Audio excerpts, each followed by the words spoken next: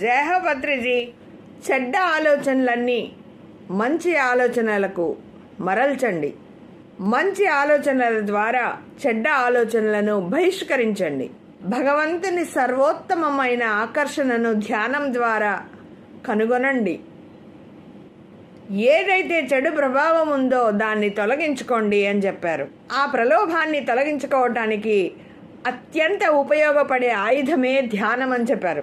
చూసారా, ఆ ధ్యానంలోకి మనం రావాలంటే పూర్వజన్మ సుకృతం ఉండాలండి, ఒక యోగం ఉండాలి. ఎన్నో జన్మలు ఎత్తితే కానీ ధ్యానంలోకి రాము. ధ్యానంలోకి రావాలనుకునే వాళ్ళందరూ కూడా ధ్యానం చేయండి. చక్కగా ఆరోగ్యాన్ని బాగా చేసుకోండి, ప్రణాళికలు మంచిగా పెట్టుకోండి, ప్రశాంతంగా ఉండండి. లేదంటే ఇంకా జన్మలు ఎక్కువ ఎత్తుతూ వెళ్ళాలని పరమాత్ముడు చెప్తూ ఉన్నారు, శ్రీకృష్ణ పరమాత్ముడు. నిరంతరం ధ్యానం చేయండి.